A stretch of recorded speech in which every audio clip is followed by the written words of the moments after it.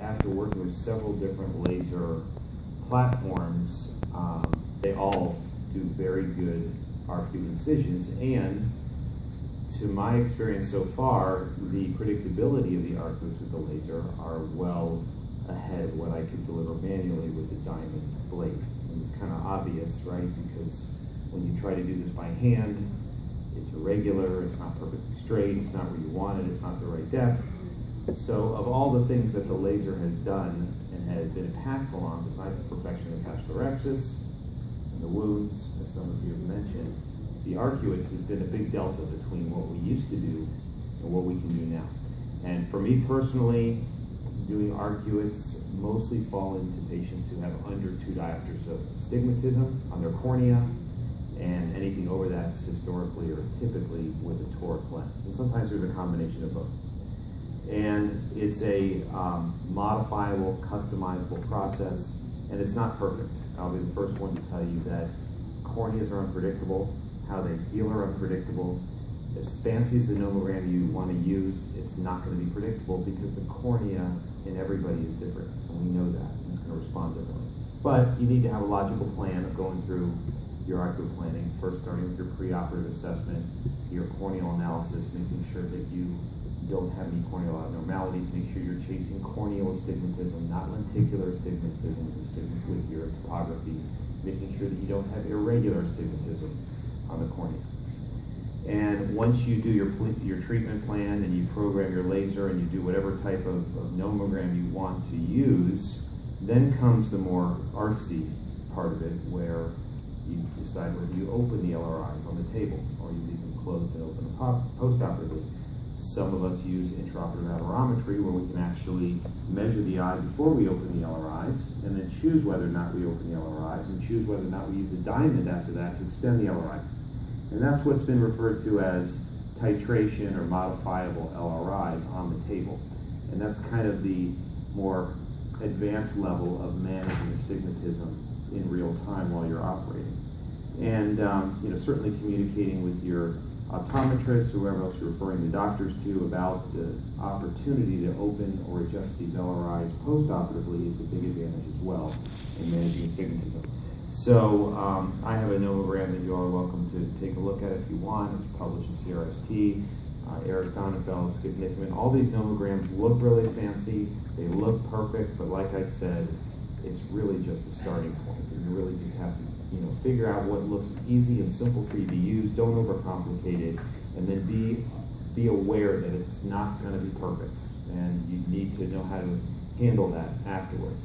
But basically, here's the basic parameters that I'm currently doing, and my partner Neil Desai also, we're working together on some studies with this, but basically we use an 8.5 to 9 millimeter optical zone. Depth right now with the Lensar at 86%, we have to use a 0.3 SIA from our micro-incisional wound. If somebody has with the rule astigmatism, we're making an assumption that we're going to add astigmatism in that axis, so whatever our nomogram is, we add a little bit for with the rule treatment because of our temporal incision. And if there's an opportunity to make a pair of arcs, we'll split the size in half and spread the treatment out over a pair of incisions instead of one big incision just to balance it out on the cornea. And these are the laser settings. As Kevin mentioned, it's probably beyond the scope of this to try to get these down, but Lensar can certainly provide these if anybody wants a starting place for arcuate incisions. And then, everybody's going to have their own preference about what tool they want to use to open the LRI.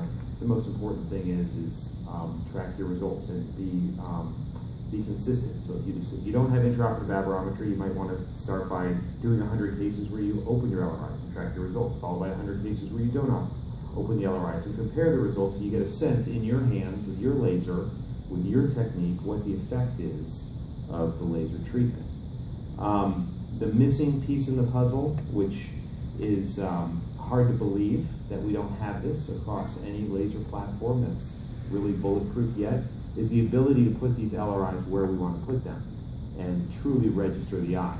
Now, we worked for a long time in LASIK and excimer surgery to develop tracking and registration. Well, we're on the cusp of that, of developing that now for cataract surgery, because it doesn't matter, how good of biometry you do and what toric lens you pick to match that eye and what LRI nomogram you use. If you're not on the right axis, you're not going to correct the astigmatism as accurately as you could if you put it in the right spot. So along with Cassini and some other technologies out there, we're now able to take preoperative images and slit lamp photos, import them into the laser, and almost seamlessly register the eye, so you know if you want an LRI to be at 90, it's going to be at 90 on the cornea. And that's going to be one more level of advancement that we see in the next year or two in terms of making sure our results are as good as possible. And this is just an image here of how, if you look at that little square box on the left side of your screen, that's actually almost like the way we look at the capsulorhexis and we unwind it on our shine fluid imaging or OCT to take a look at the rhexis to make sure the treatment is gated within the curve of the rhexis. It's the same concept of unwinding the iris. So an undilated photo of the eye can be taken and a wedge of iris can be unwound. And then that can be superimposed on top of the dilated iris wedge. And Lensar has actually built some incredible software to overlay those two to align the iris and take cyclotorsion out of the mix. And there's just a little animation comparing the two, and you see a movement of the treatment. And that'll apply not just to LRIs, but apply to primary wounds, because we know that the primary wounds affect astigmatism.